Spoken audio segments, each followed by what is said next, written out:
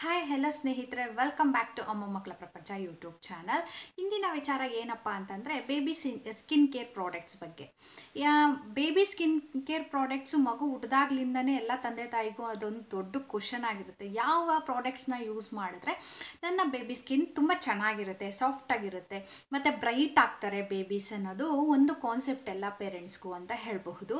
ನೋಡಿ, ಈ ಥರ ಯೋಚನೆ ಮಾಡೋದ್ರಲ್ಲಿ ಪೇರೆಂಟಿಂಗಾಗಿ ಈ ಥರ ಯೋಚನೆ ಮಾಡೋದ್ರಲ್ಲಿ ನಾನು ಒಬ್ಳು ಅಂತ ಹೇಳಬಹುದು. ಏಕೆ ಅಂತಂದರೆ ನನ್ನ ಮಗಳು ಹುಟ್ಟಿದಾಗ ಅವಳಿಗೆ ನಾನು ಹಿಮಾಲಯ ಅನ್ನೋ ಒಂದು ಪ್ರಾಡಕ್ಟ್ನ ಯೂಸ್ ಮಾಡಿದೆ. ಅವಳಿಗೆ ಏನೂ ತೊಂದರೆ ಆಗಿರಲಿಲ್ಲ. ಬಟ್ ನನ್ನ ಮಗನಿಗೆ ಯೂಸ್ ಮಾಡಬೇಕಾದ್ರೆ ನನ್ನ ಮಗ ಸ್ಕಿನ್ನು ಸೆನ್ಸಿಟಿವ್ ಇತ್ತು. ಹಾಗಾಗಿ ಅವನಿಗೆ ಯಾವ ಸ್ಕಿನ್ ಕೇರ್ ಪ್ರಾಡಕ್ಟ್ಸ್ನ ಯೂಸ್ ಮಾಡಿದೆ, ಅವನ ಸ್ಕಿನ್ನ ಹೇಗೆ ಕೇರ್ ಮಾಡಿದೆ ಅನ್ನೋದನ್ನು ಈ ವಿಡಿಯೋದಲ್ಲಿ ನೋಡೋಣ. ಅದಕ್ಕಿಂತ ಮುಂಚೆ ನನ್ನ ಚಾನಲ್ನ ಯಾರೆಲ್ಲ ಸಬ್ಸ್ಕ್ರೈಬ್ ಮಾಡಿಲ್ಲ, ಪ್ಲೀಸ್ ಸಬ್ಸ್ಕ್ರೈಬ್ ಮಾಡಿ, ಲೈಕ್ ಮಾಡಿ, ಶೇರ್ ಮಾಡಿ, ಹಾಗೆ ಕಾಮೆಂಟ್ ಮಾಡಿ. ನನ್ನ ಮಗನ ಸ್ಕಿನ್ನು ತುಂಬ ಸೆನ್ಸಿಟಿವ್ ಸ್ಕಿನ್ ಅಂತ ಹೇಳಬಹುದು. ಅವನಿಗೆ ಹುಟ್ಟಿದ ಮೇಲೆ ಒಂದು 4 ಡೇಸಿಂದ ಬೇಬಿ ಆಕ್ನಿ ಅನ್ನೋದು ಸ್ಟಾರ್ಟ್ ಆಯಿತು.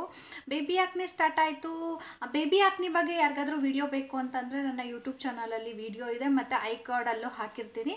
ಆ ವಿಡಿಯೋನ ಚೆಕ್ಔಟ್ ಮಾಡಿದ್ರೆ ಯಾಕೆ ಬೇಬಿ ಆಕ್ನಿ ಬರುತ್ತೆ ಮತ್ತು ಹೇಗೆ ನಾವು ಅದನ್ನು ಕ್ಯೂರ್ ಮಾಡ್ಬೋದು ಅನ್ನೋದ್ರ ಬಗ್ಗೆ ಅದರಲ್ಲಿದೆ, ಅದನ್ನು ನೋಡ್ಬೋದು.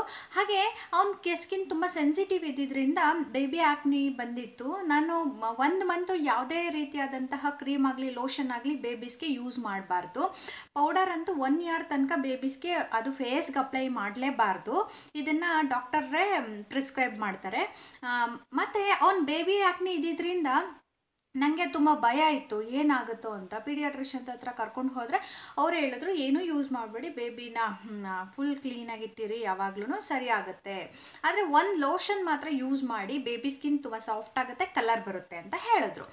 ಆಯಿತು ಅಂತ ಅಂದ್ಬಿಟ್ಟು ಅವರು ಪ್ರಿಸ್ಕ್ರೈಬ್ ಮಾಡಿದ್ರು ನನಗೆ ಡರ್ಮಾಡ್ಯೂ ಲೋಷನನ್ನು ಅಪ್ಲೈ ಮಾಡು ಅಂತ ಹೇಳಿದ್ರು ನನಗೆ.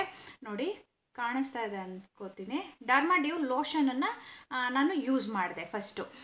ಡರ್ಮಾಡ್ಯೂ ಲೋಷನ್ ಯೂಸ್ ಮಾಡಿದಾಗ ಅವ್ನ ಸ್ಕಿನ್ನು ತುಂಬ ಚೆನ್ನಾಗಾಯಿತು, ಕ್ಲಿಯರ್ ಆಯಿತು, ಎಲ್ಲ ಓಕೆ. ಬಟ್ ಆದರೆ ಫೇಸ್ ಮಾತ್ರ ಡ್ರೈ ಆಗಿರ್ತಿತ್ತು ಯಾವಾಗ ನೋಡಿದ್ರು. ಯಾಕೆ ಹಿಂಗೆ ಬೇಬಿ ಸ್ಕಿನ್ನು ಡ್ರೈ ಆಗಬಾರ್ದಲ್ವಾ? ಡ್ರೈ ಆಯಿತು ಅಂತಂದರೆ ಬೇಬೀಸ್ಗೆ ರ್ಯಾಷಸ್ ಬರೋವಂಥದ್ದು ಅಥವಾ ಸ್ಕಿನ್ ಒಡೆದೋ ರೀತಿ ಆಗೋಂಥದ್ದು ಆಗುತ್ತೆ. ಆಮೇಲೆ ಡರ್ಮಾಡ್ಯೂ ನನಗೆ ಯಾಕೋ ಅಷ್ಟು ಸ್ಯಾಟಿಸ್ಫ್ಯಾಕ್ಷನ್ ಆಗಲಿಲ್ಲ. ಮತ್ತು ಹಿಮಾಲಯ, ನನ್ನ ಮಗಳಿಗೆ ನಾನು ಹಿಮಾಲಯ ಪ್ರಾಡಕ್ಟ್ಸ್ನೇ ಎಲ್ಲ ಯೂಸ್ ಮಾಡಿದ್ದು. ನನ್ನ ಮಗನಿಗೂ ಅಷ್ಟೇ ಡರ್ಮಾಡ್ಯೂಗಿಂತ ಮುಂಚೆ ನಾನು ಹಿಮಾಲಯ ಪ್ರಾಡಕ್ಟ್ಸ್ನ ತಂದಿಟ್ಕೊಂಡಿದ್ದೆ. ಬಟ್ ಸ್ಟಿಲ್ 1 ಮಂತ್ ತನಕ ಯೂಸ್ ಮಾಡೋದು ಬೇಡ ಅನ್ನೋ ಒಂದು ರೀಸನ್ಗೆ ನಾನು ಯೂಸ್ ಮಾಡಿಲ್ಲ. ಆ ಸೋಪ್ ಮಾತ್ರ ಹಿಮಾಲಯ ಯೂಸ್ ಮಾಡ್ತಿದ್ದೆ. ಆಮೇಲೆ ಸೋಪು ಬೇಡ, ಹಿಮಾಲಯ ನನಗೆ ಯಾಕೋ ಸ್ಯಾಟಿಸ್ಫ್ಯಾಕ್ಷನ್ ಆಗಲಿಲ್ಲ ಆ ಸೋಪು ಅಷ್ಟೇ. ಮತ್ತು ನಾನು ಟೆಡ್ಡಿ ಬಾರ್ಗೆ ಚೇಂಜ್ ಮಾಡಿದೆ ಸೋಪು.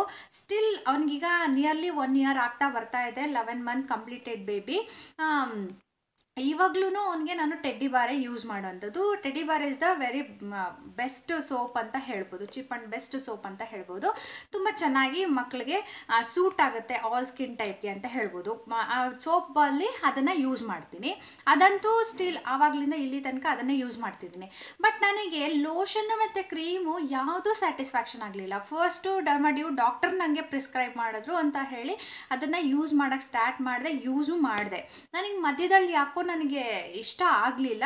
ಮತ್ತು ಹಿಮಾಲಯದರಲ್ಲಿ ಎಕ್ಸ್ಟ್ರಾ ಮಾಯಿಶ್ಚರೈಸರ್ ಅಂತಲೂ ಬರುತ್ತೆ ಮತ್ತು ನಾರ್ಮಲ್ ಅಂತಲೂ ಬರುತ್ತೆ. ನಾನು ಎಕ್ಸ್ಟ್ರಾ ಮಾಯಿಶ್ಚರೈಸಿಂಗ್ ಕ್ರೀಮನ್ನೇ ತೊಗೊಂಡು ಬಂದು ಅವನಿಗೆ ಲೋಷನ್ನು ಅಷ್ಟೇ, ಇದು ಅಷ್ಟೇ ಎಕ್ಸ್ಟ್ರಾ ಮಾಯಿಶ್ಚರೈಸಿಂಗದನ್ನೇ ನಾನು ತೊಗೊಂಬಂದು ಯೂಸ್ ಮಾಡಿದೆ.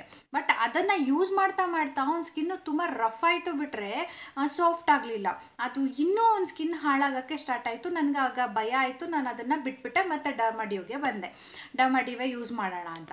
ಓಕೆ, ಈ ಡರ್ಮಾಡ್ಯೂ ಯೂಸ್ ಮಾಡ್ತಾ ಅದು ಮತ್ತೆ ಸ್ಕಿನ್ನು ತುಂಬ ಸೆನ್ಸಿಟಿವ್ ಆಗೋಕ್ಕೆ ಸ್ಟಾರ್ಟ್ ಆಯಿತು. ಅದರಲ್ಲೂ ಈಗ ವಿಂಟರ್ ಸೀಸನ್ ಆಗಿರೋದ್ರಿಂದ ನನ್ನ ಮಗ ಫುಲ್ಲು ರೆಡ್ ರ್ಯಾಷಸ್ ಥರ ಎಲ್ಲ ಆಗೋಕ್ಕೆ ಸ್ಟಾರ್ಟ್ ಆಯಿತು. Skin full red rashes. ನೀವೆಷ್ಟೇ ನಾನು ಹೋಮ್ ರೆಮಿಡೀಸ್ ಎಲ್ಲ ಯೂಸ್ ಮಾಡಿದ್ದೀನಿ. ಕೊಕೊನೆಟ್ ಆಯಿಲ್ ಹಚ್ತಿದ್ದೆ ಮತ್ತು ತುಪ್ಪ ಹಚ್ತಿದ್ದೆ ಯಾವಾಗ್ಲೂ. ಅದನ್ನೆಲ್ಲ ಹಚ್ಚಿದಾಗ ಸ್ವಲ್ಪ ನಾರ್ಮಲಾಗಿರ್ತಿದ್ದ. 1 ಡೇ ಏನಾದರೂ ತಪ್ಪಿದೆ ಅಂದರೆ ಮತ್ತೆ ಸ್ಕಿನ್ನೆಲ್ಲ ಫುಲ್ ರೆಡ್ ಆಗಿ ಫುಲ್ಲು ಒಂಥರ ಕಾಣಿಸ್ತಿತ್ತು. ಆ ಅಕ್ವರ್ಡಾಗಿ ಕಾಣಿಸ್ತಿತ್ತು. ಬಟ್ ಬೇಬಿ ಸ್ಕಿನ್ ಎಷ್ಟು ಸಾಫ್ಟಾಗಿರ್ಬೇಕಲ್ವ, ಅವನಿಗೆ ಪಾಪ ಒಂಥರ ಹಾರ್ಡ್ ಆಗಿಬಿಟ್ಟಿತ್ತು. ಹಿಂಗೆ ಮುಟ್ಟಿದ್ರೇ ಒಂಥರ ಹಾರ್ಡ್ ಕಾಣಿಸ್ತಿತ್ತು. ಯಾಕೆ ಹಿಂಗೆ ಆಗ್ತಿದೆ ಅಂತ ನನಗೆ ಅರ್ಥ ಆಗಲಿಲ್ಲ. ಸರಿ ಅಂತ ಎಲ್ಲರೂ ಸೆಬಾಮೆಡ್ನ ಯೂಸ್ ಮಾಡ್ತಾರಲ್ವ, ನನ್ನ ಕಸಿನ್ಸ್ ಎಲ್ಲರೂ ಸೆಬಾಮೆಡ್ ಯೂಸ್ ಮಾಡ್ತಾರೆ. ಓಕೆ, ಡರ್ಮಾಡ್ಯೂವು ಬೇಡ, ಹಿಮಾಲಯನೂ ಬೇಡ, ಸೆಬಾಮೆಡ್ಗೆ ಚೇಂಜ್ ಆಗಿಬಿಡೋಣ ಅಂತ ಅಂದ್ಬಿಟ್ಟು ಸೆಬಾಮೆಡ್ ತರಿಸ್ದೆ. ಲೋಷನ್ ಮತ್ತು ಕ್ರೀಮ್ ಎರಡೂ ತರಿಸ್ದೆ. ಫ್ರ್ಯಾಂಕ್ಲಿ ಹೇಳ್ತೀನಿ, ನನಗೆ ಸೆಬಾಮೆಡ್ಡು ನನ್ನ ಮಗನಿಗೆ ಅಷ್ಟು ಸೂಟ್ ಆಗಲಿಲ್ಲ. ಅಂದರೆ ಎಲ್ಲರೂ ಯೂಸ್ ಮಾಡ್ತಾರೆ, ಕೆಲವೊಂದು ಮಕ್ಕಳಿಗೆ ಸೂಟ್ ಆಗುತ್ತೆ, ಕೆಲವೊಂದು ಮಕ್ಕಳಿಗೆ ಸೂಟ್ ಆಗಲ್ಲ. ಬಟ್ ನಾನು ನನ್ನ ಮಗನ ಮತ್ತು ವಿಚಾರ ಮಾತ್ರ ಹೇಳ್ತಿದ್ದೀನಿ. ಮತ್ತು ನೀವು ಕಾಮೆಂಟಲ್ಲಿ ನನ್ನ ಮಕ್ಕಳಿಗೆ ಯೂಸ್ ಮಾಡ್ತಿರೋದು ಅದೇ ಅಂತ ಯಾರೂ ಬ್ಯಾಡ್ ಕಾಮೆಂಟ್ ಮಾಡಬೇಡಿ. ನನ್ನ ಮಗನಿಗೆ ಸೆಟ್ ಆಗಲಿಲ್ಲ. ತುಂಬ ಜನ ಮಕ್ಳಿಗೆ ಚೆನ್ನಾಗಿರುತ್ತೆ, ಹೌದು, ನನ್ನ ಮಗನಿಗೆ ಸೆಟ್ ಆಗಲಿಲ್ಲ. ಯಾಕಂದರೆ ನನ್ನ ಮಗನಿಗೆ ಸೆನ್ಸಿಟಿವ್ ಸ್ಕಿನ್ ಇರೋದ್ರಿಂದ ಸೆಬಾಮೆಡ್ಡು ಸೆಟ್ ಆಗಲಿಲ್ಲ. ಅದನ್ನು ಬಿಟ್ಟೆ. 1 ಮಂತ್ ತಂದಿದ್ದೀವಲ್ಲ, ವೇಸ್ಟ್ ಆಗಬಾರ್ದು, ಅಷ್ಟೊಂದು ದುಡ್ಡು ಕೊಟ್ಟು ತಂದಿರ್ತೀವಿ ಅಂತ ಅಂದ್ಬಿಟ್ಟು ಅದು ವೇಸ್ಟ್ ಆಗಬಾರ್ದು ಅಂತ ಒಂದು ಸ್ವಲ್ಪ ದಿನ ಯೂಸ್ ಮಾಡಿದೆ. ನಂಗೆ ಯಾಕೋ ಸ್ಯಾಟಿಸ್ಫ್ಯಾಕ್ಷನ್ನೇ ಆಗಲಿಲ್ಲ. ಯಾವುದು ಹಚ್ಚಿದ್ರು ನನ್ನ ಮಗನ ಸ್ಕಿನ್ ಹಿಂಗೆ ಇದೆಯಲ್ಲ, ಒಂಥರ ಡ್ರೈ ಆಗಿದೆ, ನನಗೆ ಸ್ಯಾಟಿಸ್ಫ್ಯಾಕ್ಷನ್ ಆಗ್ತಿರ್ಲಿಲ್ಲ. ಏನು ಮಾಡೋದು ಅಂತ ಹೇಳಿದಾಗ ಒಂದು ಸತಿ ಪೀಡಿಯಾಟ್ರಿಷನ್ಸ್ ಹತ್ರನೇ ಇದು ತೊಗೊಂಬಿಡೋಣ, ಅಂದರೆ ಸಲಹೆ ತೊಗೊಂಬಿಟ್ರೆ ಬೆಟರ್ ಅಲ್ವಾ ಅಂತ, ಸಜೆಷನ್ ತೊಗೊಳ್ಳೋಣ ಅಂತ ಪೀಡಿಯಾಟ್ರಿಷನ್ಸ್ ಹತ್ರ ಹೋದ್ವಿ. ಪೀಡಿಯಾಟ್ರಿಷನ್ ನಮಗೆ ಒಂದು ಲೋಷನ್ ಮತ್ತು ಕ್ರೀಮ್ ಬಗ್ಗೆ ಹೇಳಿದ್ರು, ಅದನ್ನು ಯೂಸ್ ಮಾಡಿ ವಾಸಿ ಆಗುತ್ತೆ ಅಂತ.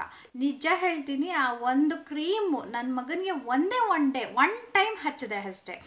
ಮಾರ್ನಿಂಗ್ ಹಾಸ್ಪಿಟಲ್ಗೆ ಹೋಗಿ ಬಂದ್ವಿ, ಮತ್ತು ನೈಟ್ ಆ ಕ್ರೀಮ್ನ ಹಚ್ಚಿದೆ ಸ್ಕಿನ್ ಮೇಲೆ. ನಿಜವಾಗ್ಲೂ ಮಾರ್ನಿಂಗ್ ಅಷ್ಟರಲ್ಲಿ ನನ್ನ ಮಗನಿಗೆ ರೆಡ್ ಆಗಿ ಮತ್ತು ಸ್ಕಿನ್ನೆಲ್ಲ ಒಂಥರ ಬ್ರೇಕ್ ಆಗಿರೋ ಥರ ಇತ್ತಲ್ವ, ಅದೆಲ್ಲ ಕ್ಲಿಯರ್ ಆಗಿಬಿಟ್ಟಿತ್ತು. ಒಂಥರ ಸಾಫ್ಟು, ಮುಟ್ಟಿದ್ರೇ ಇನ್ನೂ ಮುಟ್ತಾನೆ ಇರೋಣ ಅನ್ನೋಷ್ಟು ತುಂಬ ಸಾಫ್ಟ್ ಆಗಿಬಿಟ್ಟಿತ್ತು ನನ್ನ ಮಗನ ಸ್ಕಿನ್ನು. ನನಗೆ ತುಂಬ ಖುಷಿ ಆಯಿತಪ್ಪ, ಇದು ಹೋಗ್ಲಿ ಬಿಡು, ಎಷ್ಟೊಂದೆಲ್ಲ ಪ್ರಾಡಕ್ಟ್ಸ್ನ ಯೂಸ್ ಮಾಡಿದ್ದೀನಿ, ಅದರಿಂದ ಯಾವುದ್ರಿಂದನೂ ನನ್ನ ಮಗನಿಗೆ ಇಷ್ಟು ಸ್ಕಿನ್ ಚೆನ್ನಾಗಾಗಲಿಲ್ಲ, ಈ ಸ್ಕಿನ್ನು ತುಂಬ ಚೆನ್ನಾಗಾಯ್ತಲ್ಲ ಅಂತ ಮತ್ತೆ ನಾನು ಕ್ರೀಮ್ನ ಮಾತ್ರ ತೊಗೊಂಬಂದಿದ್ದೆ. ನಾನು ಫಸ್ಟು ಯೂಸ್ ಮಾಡೋಣ, ಮತ್ತು ಸುಮ್ಮನೆ ಯಾಕೆ ವೇಸ್ಟ್ ಮಾಡೋದು ಅಂತ.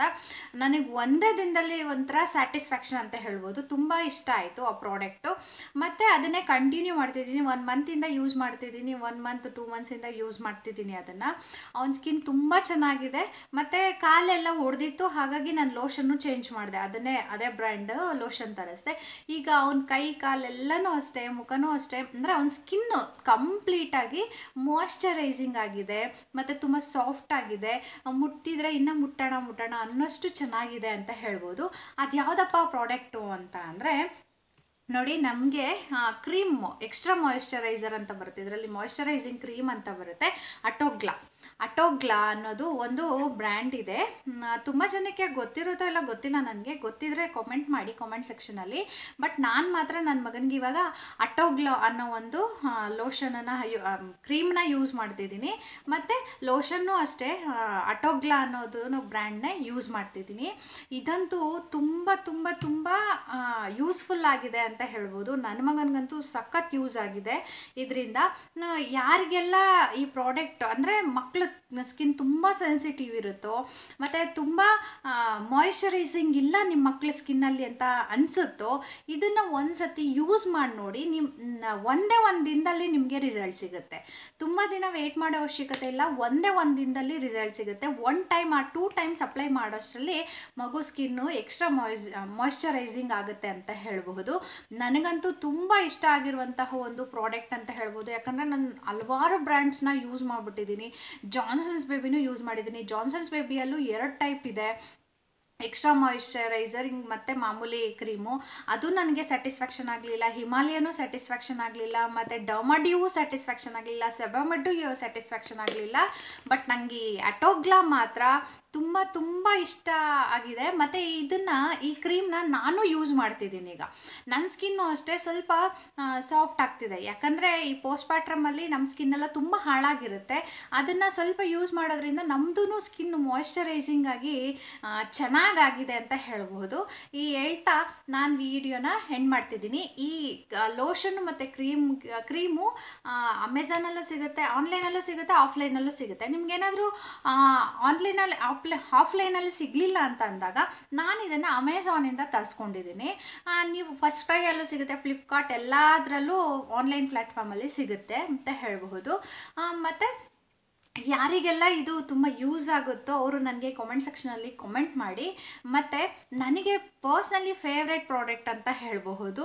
ನೀವು ಯಾರ್ಯಾರೆಲ್ಲ ಯೂಸ್ ಮಾಡ್ತಿದ್ದೀರಾ ನಿಮ್ಮ ಮಕ್ಕಳಿಗೆ ಅವರು ಕಾಮೆಂಟ್ ಮಾಡಿ ಅಂತ ಹೇಳ್ತಾ ನನ್ನ ವಿಡಿಯೋನ ಎಂಡ್ ಮಾಡ್ತಾಯಿದ್ದೀನಿ. Thank you so much.